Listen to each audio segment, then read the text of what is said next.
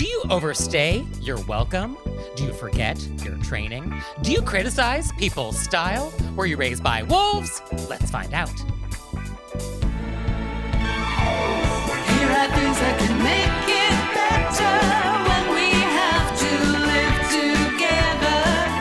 We can all use a little help. Some people don't ask themselves, were you raised by wolves? Hey everybody, it's Nick Layton. And it's Leah Bonema. And let's just get right down to it with our AMUSE-BOUCHE. Let's get in it. So for today's AMUSE-BOUCHE, I want to talk about something that is very unlikely to come up in your life.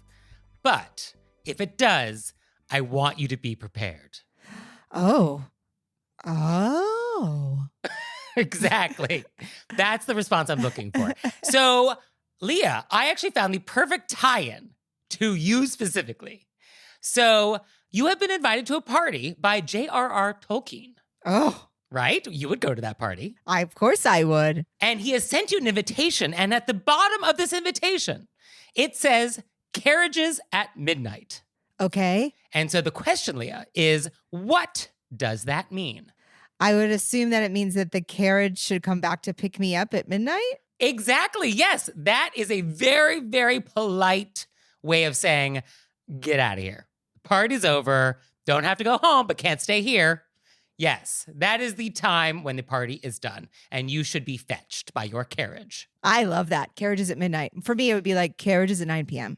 Well, it could be carriages at whatever time, but this is a very obscure thing that really only pops up in the UK, very rare in the United States, because I think for parties in the United States, we often don't put an end time, right? Yeah, we seemingly don't, unless it's like a 2 to 4 bridal shower. Oh, exactly. Yes. If it's a daytime or it's casual or it's like something other than evening, but if it's like evening formal, we never say when it ends. And I really feel like maybe we should. Maybe that would be a nice thing to actually put on invitations. But in the UK, in very, very fancy formal events, balls, galas, things where you're wearing tiaras, you might see the term carriages on an invitation. And it does trip a lot of people up the first time they see it because it's like, what exactly does that mean? And it does not mean that they are providing carriages for you. It's BYOC. You have to bring your own carriage. I love it. I love it. And some people find it like a little pretentious or outdated, but I also love it. I actually feel like we should do more of this. I feel like it would be super charming to like put carriages on an invitation, even for informal things. Absolutely. I want to throw this on everything. Right? I mean, Debrett's, which is sort of like the British Emily Post, like they're kind of like arbiters of British etiquette. They say you do not do it for informal events. Like it's not done. Don't use grandiose language. But I think it's fun. I mean, I think if you know the rule, you know that this is really meant for grandiose events, but you're doing it in sort of a cheeky way. If you're having a garden party and you want to be like carriages at 2, have at it. I love that. So cheeky. Because obviously, it's not a gala. Right. Yes. I mean, you should know. Yes. Yeah, it's not a gala. Also, you should also know that I don't have a carriage. I would love it if somebody showed up with a wagon. I mean, that would really be like, oh, your invitation said carriages. So obviously. I brought my wagon. But this invitation from Tolkien, there actually is apparently a real invitation in which he used this, but he also said a few other things. And I've just sent it to you via text, Leah. So look at your phone. And for our listeners, tell them what you see on this charming invitation from J.R.R. Tolkien from 1945. Carriages at Carriages at midnight. Ambulances at 2 a.m. Wheelbarrows at 5 a.m. Yep. Hearses at daybreak. What a party. So what he has done is he's taken the carriages at midnight tradition and then in very Tolkien fashion, he's just like dialed it up a notch. Oh, that's so fantastic. Isn't that lovely? Yes. Oh, that's really fun. So next time you're having a party, put carriages on the invitation and let people know when you want them out of your house. I'm absolutely going to. Thank you for opening my world. My pleasure.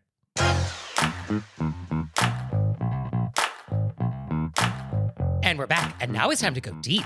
Deep and into the unknown. Oh, into the abyss. Are we the Enterprise? Wow. Are we going to boldly go? We are going to boldly go. Oh, let's split that infinitive. So for today's question of etiquette, I want to talk about what to do when you don't know the etiquette answer. When you're out in uncharted etiquette waters. Right. When you're in the part of the map that just has mermaids and sea serpents. Which we haven't discussed yet, and maybe we should. Right. Yes. So this is like a what's in your toolbox for completely unknowns. Right. And I think this is handy because on our show, we cannot possibly cover every permutation of every etiquette scenario. And what we do try to do is talk about the bigger principles behind everything we talk about. And we do hopefully walk through like our reasoning for why we think what we think. Yeah, and they often come down to some of the same basic principles. Yes, there are some fundamental elements of etiquette. There are the fermions and bosons, the fundamental particles. And I think knowing what those are, that will help figure out what you're supposed to do in every situation. I just wrote down 3 things. Okay, well, give me number 1. Can you Google it? Oh, okay. Yeah, yes. Is it Googleable? Is there a place where you can pull out your phone and look it up real quick? Yes, although that is dangerous. As an etiquette enthusiast who is often on the internet looking things up, I do often find things on the interweb which are not correct. So It has to be one of those things where it's a forum and other people can weigh in on other people's answers. Can you read a full Reddit, a full Reddit forum in the amount of time? Okay, fair enough. I mean, this would be like, do I tip housekeeping in a hotel in London?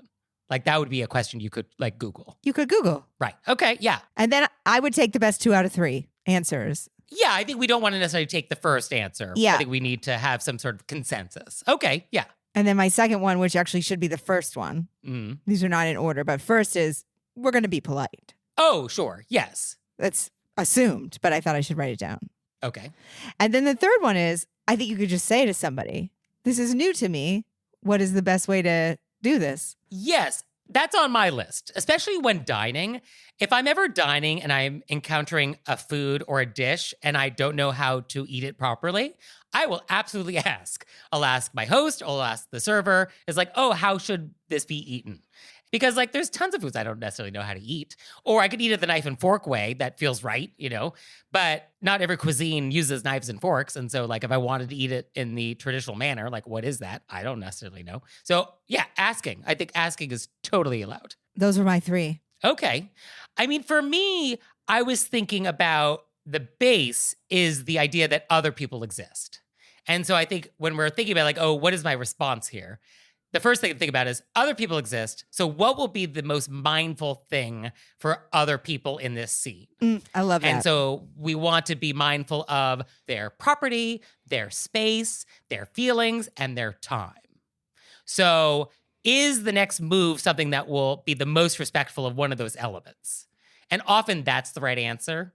And so go with that. I love that. And then the other thing I always think about is like, what will save face here? What will be the least embarrassing to me or to the people around me?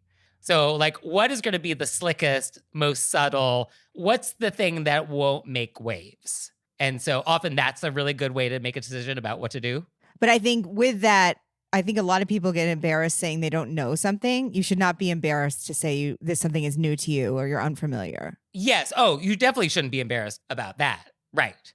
But you definitely don't want to embarrass other people with your move. And so you want to think about like, oh, should I tell this person that they have a run in their stocking? Oh, in this kind of circumstance, I got you. And so is that helpful? Is that not helpful? Will that embarrass them? Or will they be happy to know? And so, you know, that would be one way to think about like, oh, what's my move here? I see what you mean now. And then sincerity. You want to make a good effort to try to be polite. We all do. And people sense that. Yes. And even if you fall short, you tried. And people will give you credit for that. So then just apologize. Be like, oh, so sorry. I didn't realize. I didn't mean to, whatever it was. But as long as you tried not to be rude, like, then you're pretty much good if you apologize sincerely. Yeah, sincerity. I love it. And then I often think about like, oh, if the roles were reversed here, what would I want to have happen? Perfect.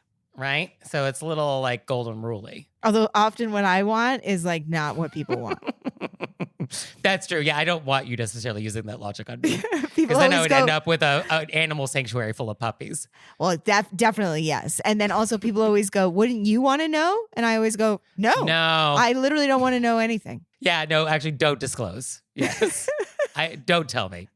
And then I think the last idea I had on my list was like, what would Nick and Leah do? Oh, hello. Right? You know, I mean, if you've listened to us long enough, hundreds of hours, you probably have a good sense of like what we might think about something, right?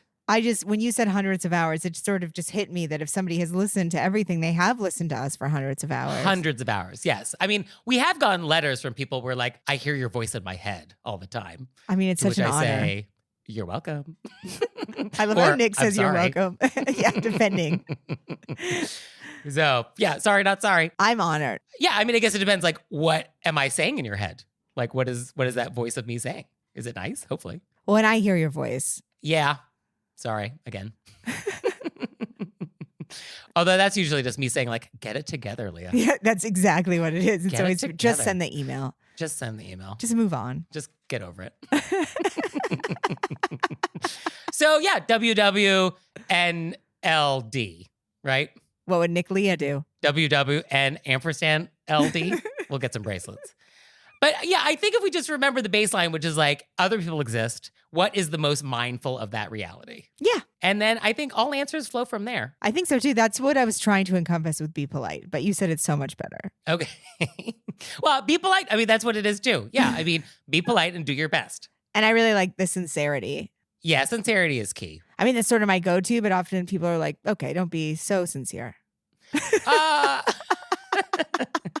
well, I think because sincerity can come off as suspicious, especially in the big cities. You know, if somebody's super sincere in New York City, you might be like, what is he really after? I told you I was trying to, obviously somebody got their stuff stolen from the front of their building. Did I tell you this story? Oh, I don't know. In a package? Yeah. And I found it Oh, and it looked like it was important. It looked like legal documents okay. and it looked like somebody had stolen mail and then thrown it. Mm. And I called the person Oh, that was nice. and they absolutely did not trust me, which I understand why. But I think they thought I was going to like hold it for ransom or and I was like, no, how do you want me to give it to you? Yeah. I mean, how nice. Yeah. But I could see why somebody was suspicious. It's like, why is this person just like being nice? I know it was they were like, how did you get it? And I was like, no, it was literally just thrown all over Hollywood Boulevard. And I picked it up because it looks important. All right. Well, good deed. Well, they didn't want anything to do with me, but that's really absolutely fine. I go, okay. All right. Well, no good deed goes unpunished. But I mean, I tried my best. yes. I didn't know how to handle that. Right. I was the most sincere I could be. Yes. Boom. Yes. And if they wanted to feel weird about it or make you feel bad for some reason about doing a nice thing, no, you're totally in the etiquette clear, obviously. So there's a perfect in-life example. Yeah. So I think everybody should have an etiquette toolbox. And as we go through life, we just keep adding some tools to it. So I love the idea that you pull it out and it's like kindness. is this you pulling tools out of sincerity. your Yeah, these are my toolbox? tools. Okay. Google. Okay.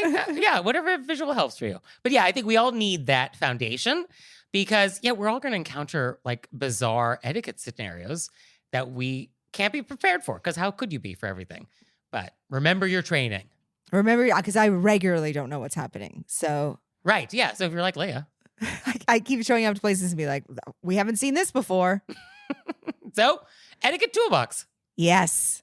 You know, if we were doing sound effects, we could do the sound of a toolbox clicking shut right here. What does that sound like? Like a click? Yeah. How is that satisfying for our audience? I know, it feels kind of good. Click.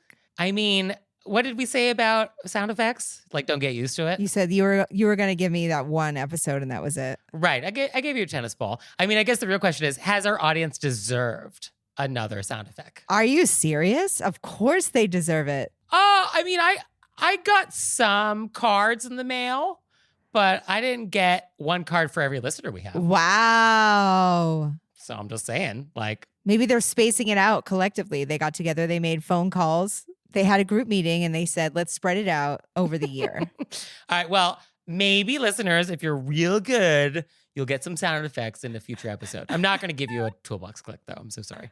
Okay, well, I'm going to look forward to future episode sound bites. And you're going to go out of your way to like talk about things that have sounds now. I mean, we'll see what happens. Be like, oh, this made me think about a rusty gate. So look forward to that. And we're back. And now it's time to take some questions from you all in the wilderness. Ow! So our first question is, quote, my boyfriend and I have a good friend who is in a rather new but seemingly serious relationship. Recently, the couple asked us to dinner and we went to a very nice restaurant with a third couple. Our friend is an omnivore, as are the rest of us, but her partner is vegan. Not a problem. The place we dined has options for everyone. The trouble started, though, when the food came. It's common with this group of friends to order and share food family style. Baby lamb chops were ordered as one of the appetizers, and when they were passed to our friend, her partner started commenting about the slaughter of baby lambs, and then, when that didn't seem to faze any of us, she started making baby lamb bleeding noises, loudly and incessantly. Our friend tried to silence her, but things only escalated from there. You can't imagine what happened when the octopus arrived. She quieted down some as the meal progressed, but continued to make animal sounds throughout the meal as various dishes were served. As a note, there were plenty of vegan dishes on the table at all times. We love our friend, but I don't think we can dine with them as a couple again, and none of us knew what to say or how we should have responded. We didn't want to further embarrass our dear friend. Now, they want to make dinner a monthly thing. Other than going to only vegan restaurants, which none of us want to do, what are our choices? I want to say Nick was nervous about doing this question. I was because, well, for a lot of reasons. But I think to preface, this has nothing to do with being vegan. Like, the etiquette here has nothing to do with being vegan or not vegan. I also have two very different feelings about this. Okay. My first question before we begin, though, is the letter writer says, you can't imagine what happened when the octopus arrived. I have no idea. Me too. That's why I was so glad. Because I was like, I really don't know, and I wish somebody would tell us. I can't imagine. Because, like, what noises do octopuses make? Our letter writer, please tell us what happened. Because I really was like, was there a lot of arm waving? Because it's sort of, I'm imagining wave, but they make noise, like sucking sounds. Sure. Yeah. No, I that caught my eye because I was like, I can't imagine. But please tell us. And I think an important thing to note is I grew up vegan. And so I am very familiar with the vegan diet. I am very familiar with dining with non-vegans. This was not great. This was not great to make animal noises. I mean, come on. I'm going to say both of my thoughts at the same exact time. Okay. I mean, one right after the other. So I don't have two mouths. Okay. One, our letter writer says, what are our choices? Right. So I'm going to say, I think you're well within your rights to say to your friend, we really feel it makes us very uncomfortable to be eating out with somebody who makes crying animal noises. Yes. I think it's That's totally fair. fair to say. Yeah. At the same time, let me say, Uh-huh. the world needs people making bleeding baby lamb noises. And obviously this was inappropriate, but at the same time, I'm sort of in love with this person. And I think, wow, way to go all in, because somebody's got to speak up against the meat industry. And this person, there is a place for this person, not at our letter writer's dinner table, but they could be in front of a chicken house, stopping people from going in and hurting the chickens. And that's why we need these people. Yes, I think there is a very legitimate argument for veganism or more plant-based diets or, what the meat industry does in terms of our environment and supply chain and all that. And the animals, it's so... And the animals themselves, sure. Cruelty. So I think that's a conversation that we can have. This is not the time or place for that. Well, it's a whole other step because it's not just having the conversation, it's making the animal noises, which is why I almost respect it because she went to the first level and then she thought, not far enough. Mm-hmm. I'm going to make the noises so you remember they're living creatures. Okay. Yeah, I mean, she wanted to make a point and she did so. So mission accomplished. I think in general, it is not polite to comment on what people are eating or not eating. That's like just a general etiquette baseline. And so obviously this is a comment. And I feel like if this person wasn't comfortable in this sort of situation where we're going to be having meat at the table, then that feels like something that would come up when we're making the reservation, which is like, hey, I'm vegan. I don't enjoy dining out in non-vegan spaces. And so is it possible to dine somewhere vegan? Or can we get together with your friends for cocktails or something else? I think this person is a rebel rouser, Yeah, this was intended to be provocative. which I completely understand is inappropriate. I just wanted to say also, high five. It's bold. I mean, I appreciate people that have convictions and are willing to go for it. If I was at the table because of how I deal with any kind of uncomfortability, I would have fallen off my chair laughing. Also, let me say I will not eat lamb. Yes, you do have a no nipple policy. I have a no nipple policy. Yes. Fun fact, everybody, Leah does not eat anything with a nipple. Yeah. So chicken, okay. Chicken okay, fish okay, turkey okay. And I do feel like chicken's probably the next to go because I've just seen so many videos of them being funny. Oh, it's a comedy thing for you. And I see. And I saw one taking a bath. It was like really sweet. It kind of purred. And I thought, uh-oh, there goes chicken. But, you know, turkeys are aggressive, so I feel less bad about that. Yeah, no, their stand-up isn't as fun. They're kind of bullies is what it is. Okay. I've been bullied. My car has been bullied by turkeys. Also, I have to have some poultry. But yeah, if you have a nipple, I won't eat you. Noted.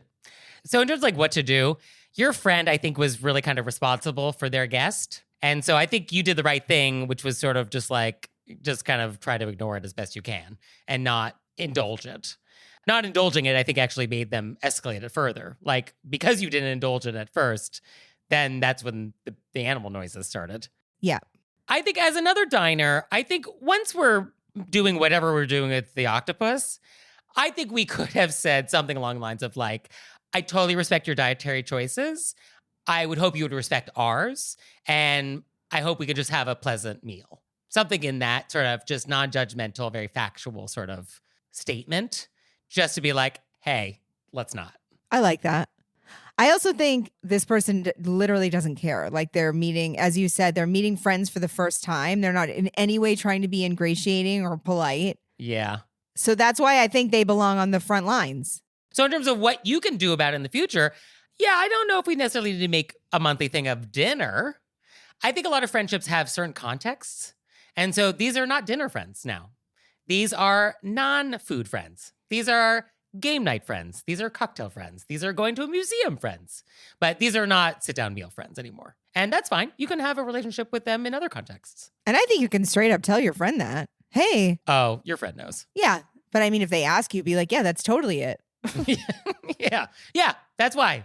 Because your partner made bleeding noises while I'm having lamb chops. And so I don't want that again. Yeah, I don't want that again. So we'll do something else besides eating. Surely you understand. Surely. I don't even think you need that far. They must understand. Yeah, I mean, if they don't, then I don't know what we're doing. Also, I won't eat foie gras.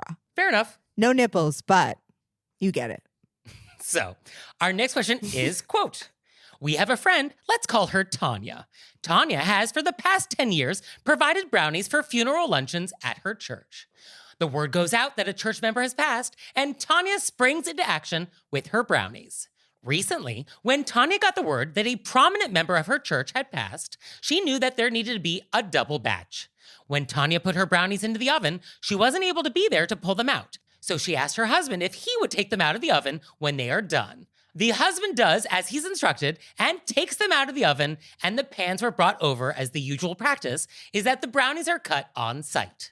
The day after the funeral, Tanya gets an email from the food organizer woman with the following message. Tanya, I'm writing to tell you that the brownies you baked for the funeral were not done in the middle and could not be served. However, I took them home and finished baking them, and my boys enjoyed your always delicious treats.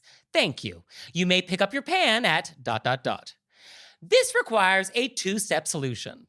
As the husband is the culprit for not testing the brownies before taking them out of the oven, and apparently Tanya didn't tell him to check them first. Insert marital solution here. Secondly, how should Tanya deal with the church lady? As of right now, Tanya doesn't trust herself to not respond in a wolf-like way, but also is so offended she doesn't believe the church lady deserves any sort of cordial and polite reply. I'm on Tanya's side. Okay, go on. Well, first, let me say there's nothing I like more than a very gooey brownie. So Yeah, you're a fudgy brownie person. I'm a fudgy brownie. I don't think Tanya has been making brownies for funeral services for her church for 10 years. Yeah. I mean, she knows how to do brownies. Yeah, so let's have a little grace. And respect. And respect. Respect for the brownie lady. Also, the husband is not at fault. He followed directions that were given to him. He took it out when he was told to, and he brought it over. This actually reminds me of when you were in Queens in a laundromat, and there was a guy who was washing his girlfriend's laundry and was about to put the bras. And I was like, oh, well, she probably didn't tell him to do that. And you were like, oh, no, I'm sure she did tell him not to dry the bras. So Tanya could have told her husband, oh, test them before you take them out. Yeah, but she didn't. No, because it says apparently Tanya didn't tell him to check. Well, I think the apparently in that sentence is the brownies were underdone. So that must mean Tanya didn't. Oh, I read it differently. I read it as Tanya was like, oh, I didn't tell him. Either way, continue. Because I often think some men, hashtag not all men, when they're doing something that they don't normally do, they're doing something for somebody else, they need very explicit instructions. Sure. Yeah, I agree with that. Because they're not going to be like, should I do this thing in the middle? They're going to be like, I'm following the instructions that were given to me. Yeah. And then he brought them over to the church. Yeah. So this is what I would do Okay. if I was Tanya. I would write back and I would say, I read this email aloud to my husband. Ooh. You're going to say that in the email? I would read it aloud to my husband so we could mock this woman together. Oh, and then but you're not putting that in your response back to this woman. Oh, I certainly am.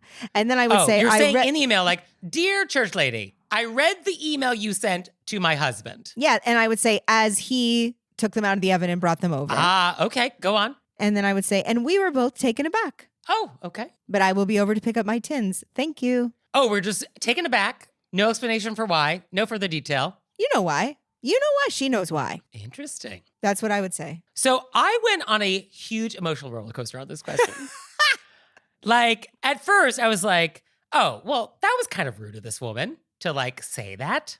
And then I was like, but if I brought underbaked brownies and didn't realize it, would I want to know? Maybe I would want to know. And then, like, wasn't this actually a somewhat polite way to let me know that, like, oh, there was an issue with the brownies? And then it was like, okay, maybe that actually was polite. But then I was thinking, it's actually kind of hard to underbake brownies because they are typically always pulled out of the oven right before they're done. You know, they're always going to be a little wet. When you do the toothpick test, it doesn't come out clean the way I do brownies. I don't want a super dry brownie. No, you do not. Right? And so visually, when you're looking at the brownies, like for it to be so raw in the middle that it can't be served, you wouldn't pull that out of the oven and be like, oh, these are done. And then I was thinking, we are married to the brownie person in a 100-mile radius. I mean, we are living with a brownie expert for at least a decade. She's been making brownies. I live with this person. I have seen a lot of brownies come out of that oven. I know what they should look like. I've been around it. And so then I was thinking, what if the brownies were not underbaked? What if they were actually perfectly perfect brownies? And they just weren't the type of brownie that this church lady likes. She likes a cakier, drier brownie. And so to her mind, oh, they were underbaked because they were still moist in the middle. And then I was like, oh, now I don't like her again. So I really came full circle. You did really come full circle. Because, I mean, honestly, there is no way they were that underbaked. It's impossible. It's kind of impossible because for a brownie to be that soupy in the middle, like you would, of course, see it when you're pulling it. I mean, you would know. They're not going to be dry and crackly at the top. Like, they're not going to be pulling away from the sides. Like, you know. And also, you've been around brownies for at least a decade. You're married to Tanya. You know. Yeah, he's not bringing over soup. No. So I actually think that the brownies might have been fine. I think we live in a world in which actually the brownies, the whole premise is incorrect. Well, the thing was, if the brownie was a little bit too gooey in the middle, all the brownies on the roundabout around the sides of it are totally fine. Also that, There's yes. no way the entire pan of brownies is beyond unservable. Yeah. So that's, So I do wonder. What was the actual nature of this brownie? That's why my husband and I, after reading your email out loud, are very taken aback. I'll be over to pick up my tins. Then I was thinking, you don't have to respond. No response is a response. So I might just go grab my tins. I don't know if I have to respond to them. But Tanya isn't responding right now, so that's where she's going. Right. Yeah, and I think you don't actually have to respond ever. You could just let this go. Yes, I think you could also not respond. But the temptation now will be, I'm never going to bake brownies again. For you, church lady. No, that's not Tanya. That's not Tanya. That's not Tanya. That would be my inclination. That would be yours, but that's not in Tanya's heart. No, Tanya's a better person than I am. Yeah. Tanya's a different kind of person than you are. Fair enough. Yes. Some may say better. Yes. So yeah, I have a lot of follow-up questions about really, were these brownies underbaked or was it just a matter of taste? But I think a question though is, if these truly were underbaked, would you want to know? If you were Tanya, would you want to know or would you never want to know? The thing is that I deeply do not believe it. But if it were true, if your husband took brownies out of the oven after 2 minutes and it was just liquid. The thing is that there's no way that he didn't wait until the alarm. Right. Yeah, no, he left them in for the allotted amount of time. This is a man who is driving them over to the church. Yeah. He waited until the alarm. It's just that maybe it needed a minute more. Also, they stay in the pan, and so they're still cooking a little bit. Yeah, it's just impossible. Yeah, I call shenanigans on this. Shenanigans. I call shenanigans. Yeah, I don't think there was a brownie problem. It would be hard for me now to be like, I wish you'd taken a picture because it's hard for me to believe that this wasn't just your preference in brownie. Yeah, I mean, if you really wanted to get into it with them, be like, oh, tell me more about your brownie preferences. How little moisture do you enjoy in your brownies? There's also just something a little aggressive about the idea that it's like, I'm baking brownies for funeral services, for grieving people, for the church family to be together. And then you are taking them home. Oh, that's also, okay. Yeah, because where would the pan have been otherwise? It would have been at the church. Yeah. Now, here's a diabolical thought. What if the brownies are so good, which I think they probably are because you're so good at baking brownies. What if the church lady just wanted the brownies for herself and so just took the whole pan home? I just don't trust this woman at all. So, I mean, that seems completely plausible. That would be so diabolical. That seems right? completely plausible at this point. Diabolical. Yeah. Oh, I wonder if that's what happened. That's what happened. That's what I'm going to say happened. The brownies were fine. And they were so good that she just wanted to keep them for herself. Which is not very church-like. And she ate all the evidence. Ate all the evidence. She sure did. Yeah. Wait, there's no way to prove it now. Wow. That's why I like that we read your email and we're taken aback. But I'll come pick up my tins. Because I want her to know I have my eye on you. Mm-hmm. Brownie stealer. Yeah, you may get away with this once, but you're not going to get away with it twice. Yeah, or like seems unlikely, but okay. Mm-hmm. Like, oh, how curious. How curious. How curious. So you out there, do you have any curious questions for us? Let us know. You can let us know through our website, wereyouRaisedbywolves.com, or you can leave us a voicemail or send us a text message, 267-CALL-RBW. And we're back, and now it's time to play a game we like to call Vent or Repent. Vent or repent. Which is our opportunity to vent about some bad etiquette experience we've had recently, or we can repent for some etiquette faux pas we've committed. So, Leah, would you like to vent or repent? Nick. Oh, that's a vent sound. I'm going to vent. Okay, what has happened? I wanted to believe, you know when you want to believe, oh, this was a mistake. Yes, you want to believe in the inherent goodness of everybody. And then you're like, this seems to be happening a lot. Okay, what are we talking about? So I've been in Maine. Yes. And I'm taking a lot of woods walks with the dogs. Mm-hmm. Beautiful woods in Maine. Beautiful woods. A lot of trail walks. Mm-hmm. Some walks along the rivers. You know, on all of these walks, I will see dog poop that has been put in a bag. Oh. And then left. Okay, so we are cleaning up after our pet, sort of. But then we just leave the bag there. That's like worse because now we have like plastic in the environment. Exactly. Oh, that's rude. We are in nature. You could, if you were going to do that, just flick it further into the woods so nobody steps on it. Yeah. That's not what I'm doing. I'm picking up my bag and carrying it with me. Unless we're like in the deep woods, then obviously I'm flicking it. But and then I like, well, maybe the person was carrying it and it dropped, you know, sometimes because you have your leash and your bag in the same hand. Sure. But it's a little bit too often for it to be happening. How curious. So these people just don't want to like have to carry it. They don't want to have to carry the poo. But it's also, then don't pollute. Don't double. I mean, you've doubled down. You've made it worse because poo is going to biodegrade, Yes. but your bag most certainly is not. Yeah. Oh, that's disappointing. It's so disappointing. Also, in the part of Maine where you are there a lot of tourists? I feel like this is mostly just local people. Well, now there are a lot of tourists and a lot of people have a Oh, I lot think to say about that. That's the problem. Because I feel like locals aren't going to do this to their own environment. And maybe the tourists are less respectful, I mean, I would say I would hope so. but still, I mean, I don't know. I don't know who's doing it. I would love to blame the tourists, but I mean, that seems. it's too easy. I mean, everybody in Maine blames people from Massachusetts. I feel like we've discussed this before. So I guess every time I see one, I could just yell, Massachusetts. Yeah. Oh, but that's so disappointing. Let's just stop it. And I know some people will be like, well, a lot of the bags biodegrade. Not immediately. Yeah, and also those biodegradable plastic bags, it needs very specific circumstances to actually break needs to down. be heated, right? It's like a Yeah. whole. Yeah. Just if you're gonna do that, well, just don't do that. Either carry it out. Yeah. Carry it out. Yeah, that's it.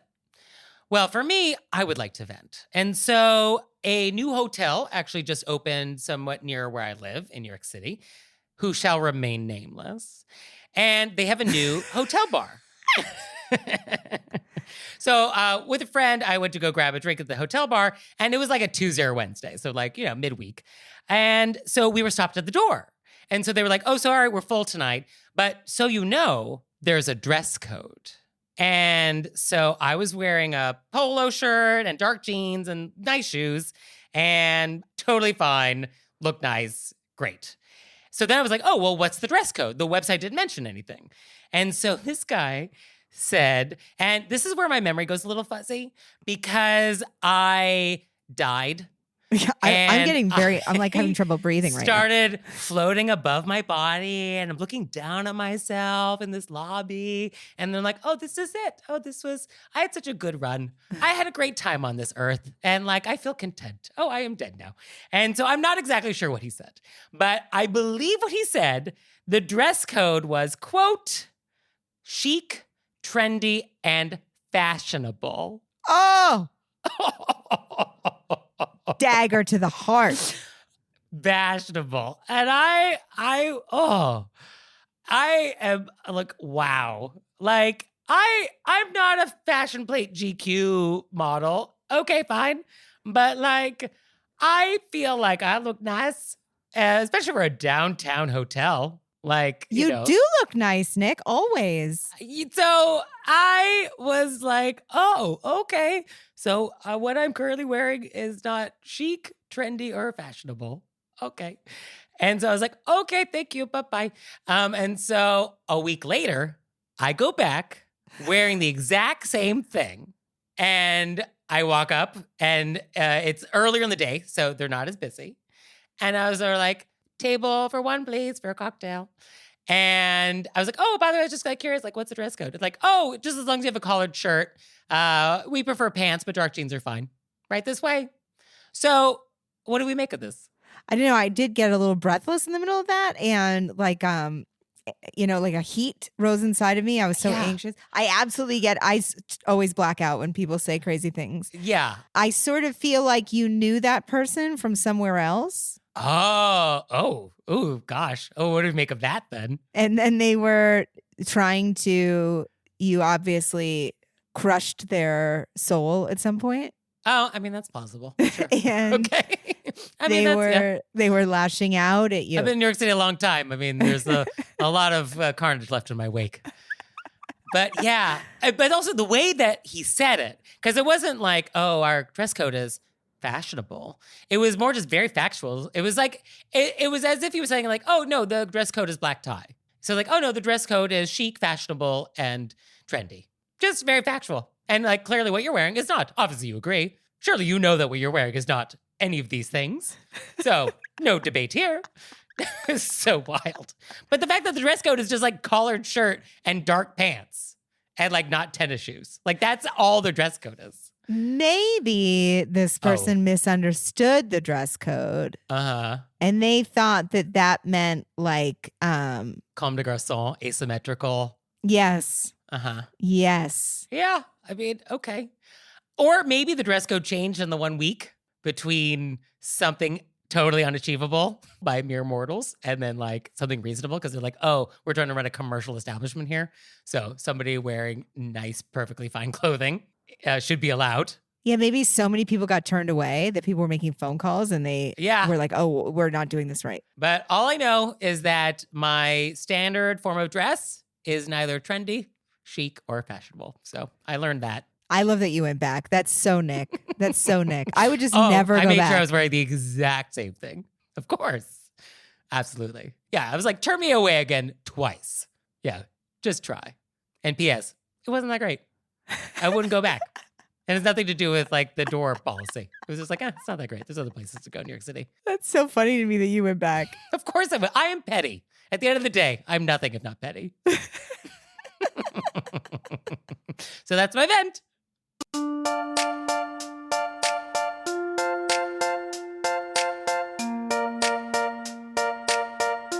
So, Leah, what have we learned? Well, I was so thrilled by the Carriages at Midnight and the whole invitation. Isn't that fun? It was so fun. Yes, everybody should put Carriages on their next invitation, no matter what it is. Yes. Yeah, just your next like meeting with your boss. Yeah. Your next Zoom meeting with your boss at 2 p.m. Be like, all right, we're gonna meet for 2 o'clock and then Carriages at 2:30. And I learned that you tried to return something and they weren't having it. They weren't. I can only assume that they lived in New York City for a while, and these are the walls that they built up, and I get it. We do what we need to do. Well, thank you, Leah. Thank you, Nick. And thanks you out there for listening. I'd send you a handwritten note on my custom stationery if I could. He would. So for your homework this week, I want your father-in-law questions. Yes, we've only had, I believe, 2. Yes, and why is that? Is that just because like they're always on their best behavior? Is that what it is? No, I think there's some more deep-rooted gender dynamics happening. No. Where we expect different things from women, and then women have closer relationships, and, you know. In this society? I know, it's a shocker. Wow. Okay. Well, if you have any good fathers-in-law question, please send them to us and send everything else you want to send us. But definitely, if you have any good fathers-in-law stories, we want to hear them. Please. And we'll see you next time. Bye. Bye.